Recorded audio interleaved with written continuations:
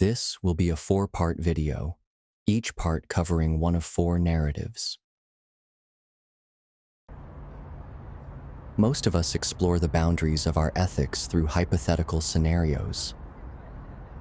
As a general rule, we accept that actions like lying and stealing are wrong, but by introducing the question of what if, we can use our imagination to see just how difficult it can be to do the right thing under extreme circumstances. How absolute do your ethics remain when the trade-off is something critical, like the life of a loved one?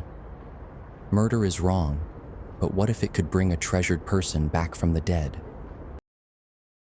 What is your tipping point? Murder Incarnation Volume 1 is a collection of 4 short stories written by Keita Sugihara and illustrated by Shinji Inamitsu.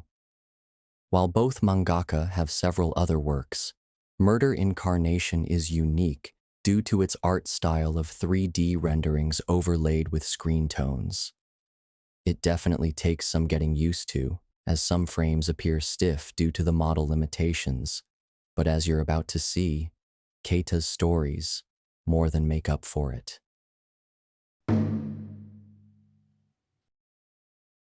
Surrounded by family and friends at her sister Ayaka's funeral, Yumika Kashiwara has a feeling that something is terribly wrong. Just yesterday night, her older sister was looking forward to starting university and encouraging Yumika to avoid burnout as she studied for the same goal. Yet 2 hours later, she had jumped from the school roof. Yumika's musings are interrupted as an obnoxious stranger enters the memorial. She has no ties to Ayaka, doesn't even know who she is, but she has a special offer for Yumika and asks her to step outside to hear it. There, a few feet from the moonlit grave of the family Yorkie that died a year ago, Maya Mikuni offers to bring Ayaka back to life. Understandably skeptical, we see Yumika after the funeral, the stranger and her offer forgotten. She is deep in grief, remembering Ayaka's kind, protective nature, and how she taught her to always do the right thing. When Yumika's boyfriend Tsukishima asks to meet, it is at first a small reprieve from Yumika's grief. But Tsukishima has something important to tell her. The night Ayaka died, an acquaintance was heading home late when he saw her enter the school with 3 delinquents. Finding their interaction suspicious, he followed them and saw them surround her on the roof. He left before he could see anything else, but the implication is clear. Ayaka may not have died willingly. With her adrenaline racing, Yumika goes searching for her sister's presumed killers. She knows there's not much she can do, even if she does find Misaka Atsuko and her 2 lackeys. But desperation drives her forward. She does not expect to bump right into Misaka on the street, and she certainly doesn't expect to see her wearing the one-of-a-kind necklace Yumika had gifted Ayaka when she passed her exams. Yumika's frustration and impotent anger comes to a head. She is desperate to avenge her sister and to see her again, but there is nothing that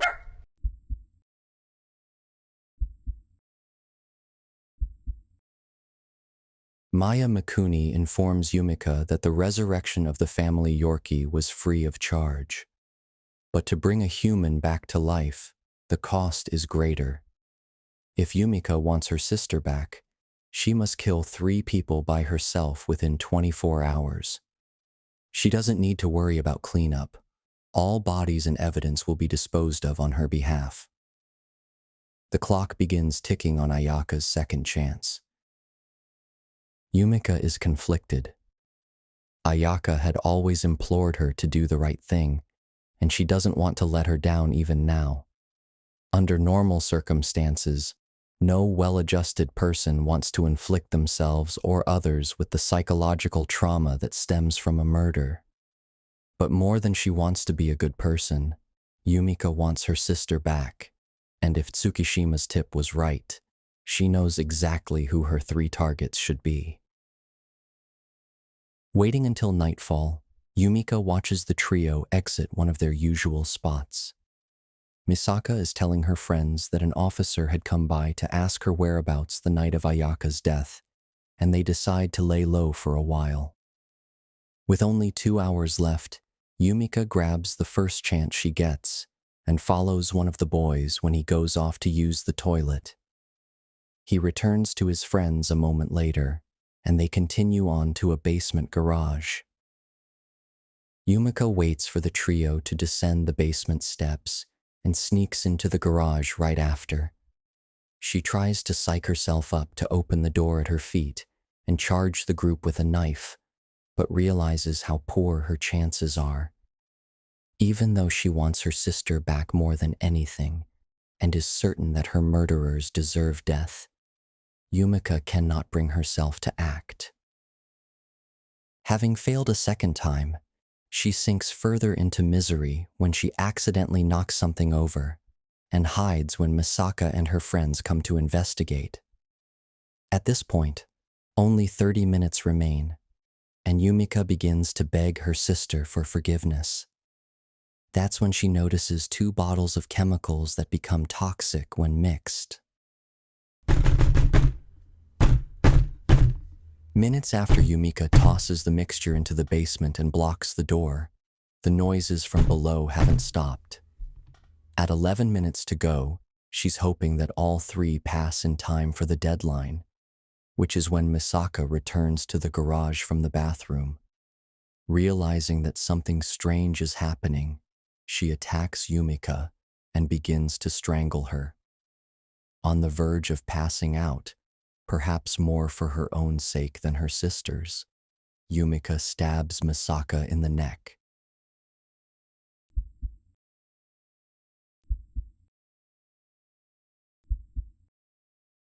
It is as Maya promised.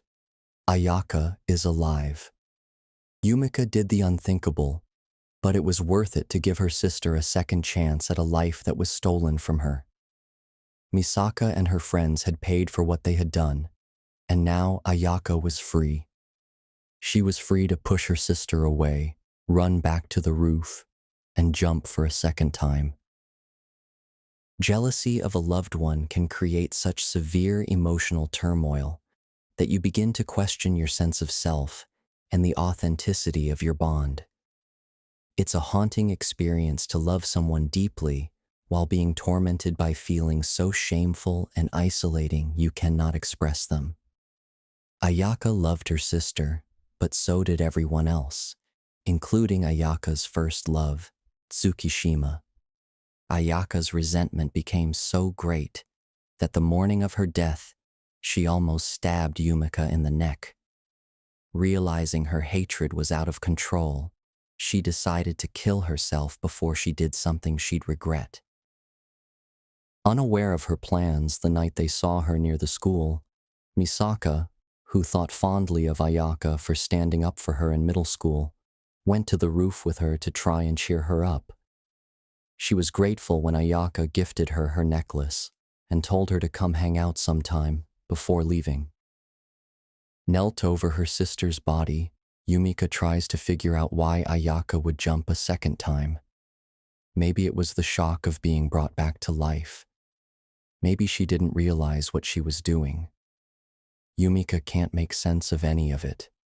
The only thing she can do this time is what she feels in her heart is the right thing to do. Gently returning her sister's necklace to her body, Yumika calls her boyfriend, Tsukishima, and asks him to come to the school. With him on the way, she'll only need 2 more lives for Ayaka's second resurrection.